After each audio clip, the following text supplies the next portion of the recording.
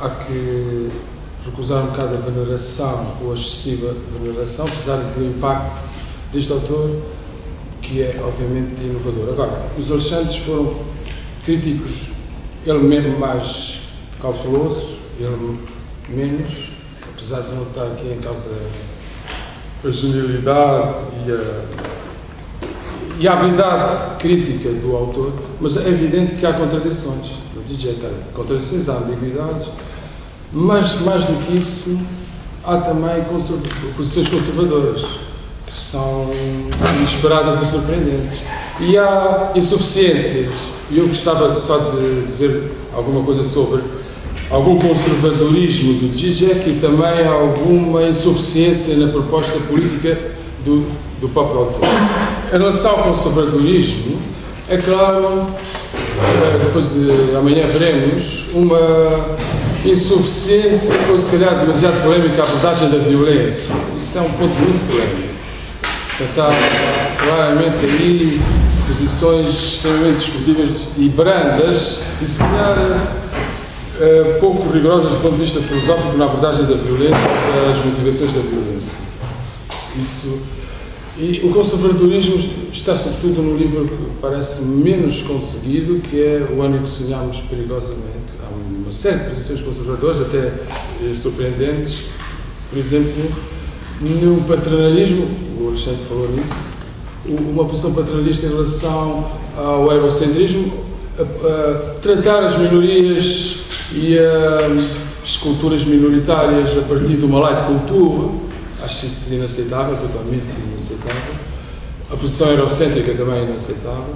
Portanto, há uma série, essa posição conservadora também em relação aos próprios movimentos de protesto social, isso, que considera e mesmo nos anteriores de combate pelos direitos civis também demasiado conservadora, considera que não tem nenhuma posição marcante do ponto de vista da radicalidade, são apenas lutas pelo reconhecimento e não pela alteração política. Isto é errado do meu ponto de vista.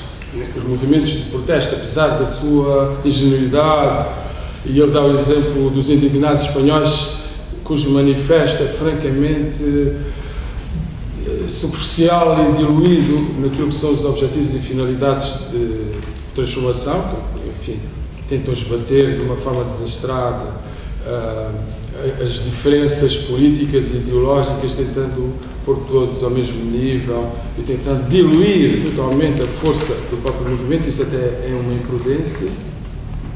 Mas, agora, do ponto de vista da proposta transformadora, propriamente, há uma série de oscilações entre o lacano-marxismo e o pós-hegelianismo, e sobretudo há uma que espero que seja explorada amanhã, quando vêm falar as pessoas especializadas no Benjamin e no messianismo. Há claramente, e sobretudo depois, agora nesse texto, O Ano em que Sonhámos Perigosamente, essa sugestão messiânica, extremamente vaga, mas também imprecisa, vaga, insuficiente, e que já fez o seu caminho. Obviamente já não tem muito interesse.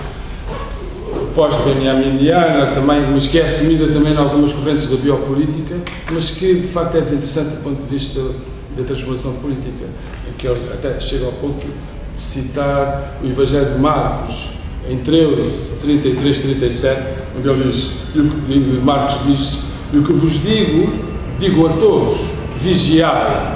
Portanto, isto é uma fórmula claramente messiânica e que, do meu ponto de vista, em nada de concreto e de produtivo traz para o pensamento político. O messianismo é uma débil proposta, e não só no caso do Zizek, mas também de outros autores do pensamento político. Estas propostas ou sugestões messiânicas, do meu ponto de vista, deixam muito a desejar. Portanto, é no fundo para dizer em síntese que há contradições, ambiguidades, insuficiências, se calhar repetições, como é evidente, tem mais de 40 livros, há muitas repetições, mas sobretudo o que mais de negativo me parece na obra do autor é essa ainda insuficiência, essa debilidade da proposta de transformação do político.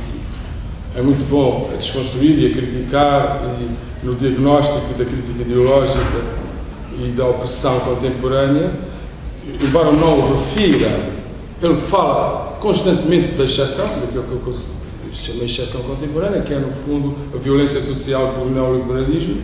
É isso que é a exceção. Ele é muito bom e muito hábil a fazer essa crítica, estabelecer o diagnóstico, mas depois a solução, do meu ponto de vista, não aparece e não é convincente. É o que eu queria dizer sobre isso. Não sei se estão de acordo ou não. Eu não estou de acordo, mas sinceramente não quero abrir muita discussão, até porque aquilo que me parece às vezes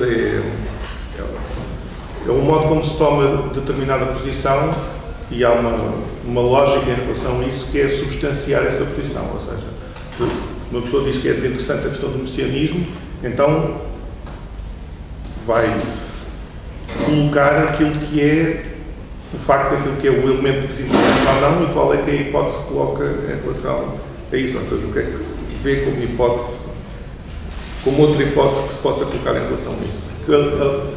Só um minuto, um segundo. Sim, porque que o messianismo não é, enquanto proposta transformadora, não é uma proposta política. Isso começa por ser... Há uma contradição. O Zizek diz que é necessário ultrapassar o real traumático da exceção contemporânea do ultraliberalismo a partir de uma resposta política. O termo é dele, de uma proposta de transformação política. A repolitização, o termo é dele. E o messianismo não tem nada a ver com isso. O messianismo não é uma proposta política, em primeiro lugar. Em segundo lugar, não é, evidentemente, viável, em termos... Mas a questão é depois ver... Não é viável porque não é concretizável, porque se trata de uma esperança, de uma expectativa, não propriamente de uma proposta de transformação do real e da sociedade contemporânea e da realidade contemporânea, do real contemporâneo, seja o que for. Portanto, mas isso é um ponto de debate e discussão. O Zizek não é, ao contrário, se calhar, de outros autores do pensamento político, não é. Eu estou a falar apenas de uma mera sugestão que aparece aí no livro O Ano em que Sonhamos Perigosamente, se calhar noutros textos, em que aparece apenas como uma mera sugestão, nada mais. Eu não a assumo, a não ser muito fugazmente. Viver no fim do tempo, em tudo. Há uma grande ligação com o Walter Benjamin. Em relação a isso, é preciso conceber essa questão de que é algo que se está continuamente à espera, e isso teria de se abrir a questão daquilo que é o conceito do tempo. E para isso há a questão do Agamben, que o próprio tem trabalhado acerca dessa questão do tempo na sua ligação benjaminiana, que acho que coloca bem aquilo que é a questão do agora, e essa questão do agora é que coloca o messianismo como uma hipótese que se possa ou não concretizar. Ou seja, há uma diversão em relação àquilo que é o tempo. Acho que percebem aquilo que eu estou a dizer, que são dois movimentos diferentes da questão do tempo, e há um tempo que tem a ver com a questão do agora, e é nesse sentido do agora que eu acho que existem as possibilidades políticas do messianismo do Zizek. Por outro lado, eu tenho a dizer que, em relação a isso, eu acho que há aqui um lado, o tema de hoje de manhã era a política no Zizek. É óbvio que o Zizek tem grandes problemas de incoerência, que ele próprio admite, mas eu acho que mais do que incoerência é uma falha naquilo que é um encontro da solução.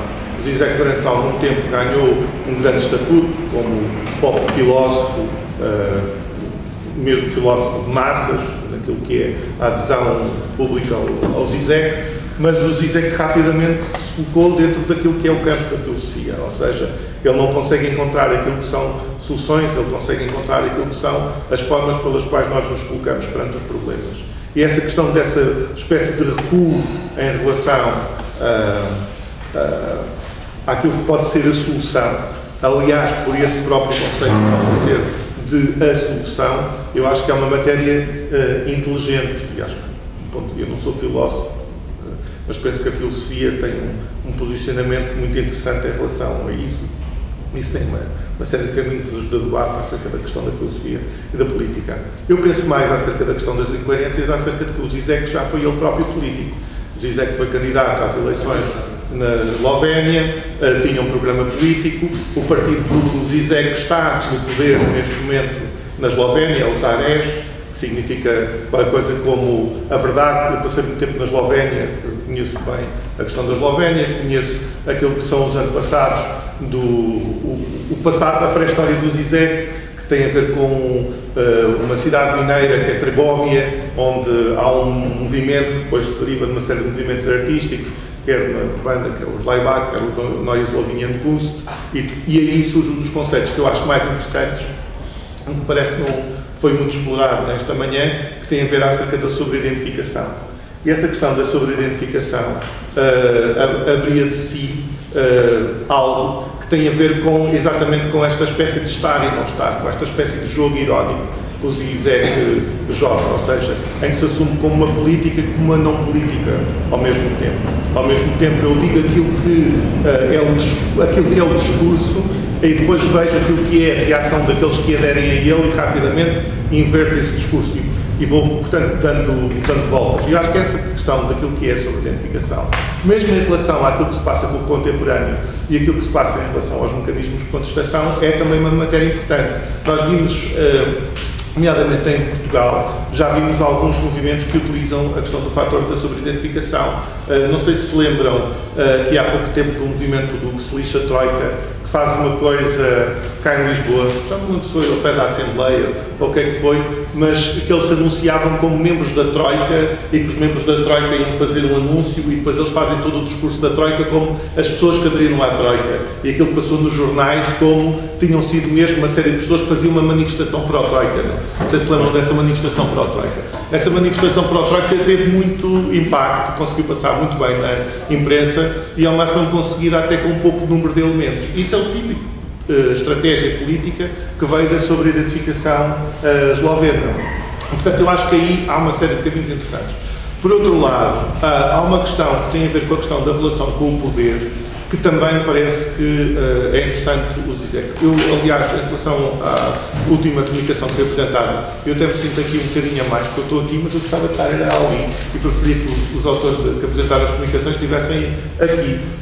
Por causa da ligação que foi feita em relação à questão do Baudrillard, parece muito interessante, em particular por causa das questões do deserto do Real e como é que são as ligações do deserto do Real, até porque eu sei que há uma leitura que foi feita por parte de uma pessoa que trabalha acerca de filosofia e cinema e que toca essa questão do Baudrillard, que não foi completamente concebida, porque tem a ver acerca da noção do virtual no Deleuze, mas eu não quero abrir demasiado essa caixa. Essa questão da ligação com o Baudrillard, essa espécie de... porque o Baudrillard tem um certo lado, inclusive, pessimista em relação àquilo que possa ser uma solução. E aí parece-me também navegar-se águas que são relativamente interessantes. Mas, portanto, é uma espécie de...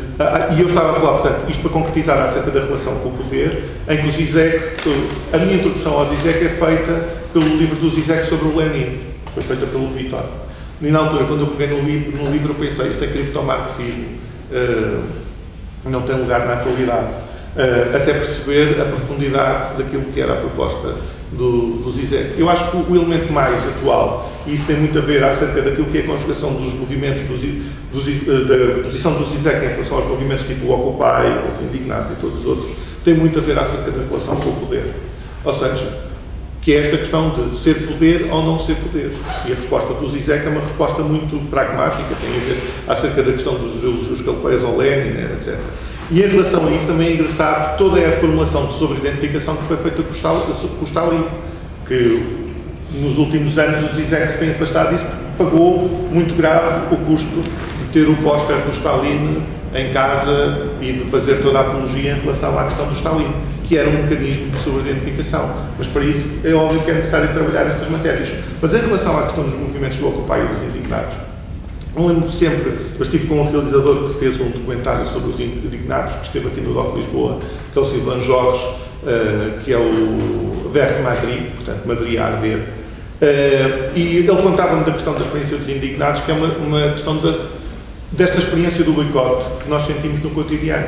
Aquilo que acontecia era, na experiência dos Indignados, tinha de fazer votações de certas matérias, às vezes da própria gestão do cotidiano da praça, e havia um grupo e as decisões tinham decidido, a certa altura, que a única forma era a questão da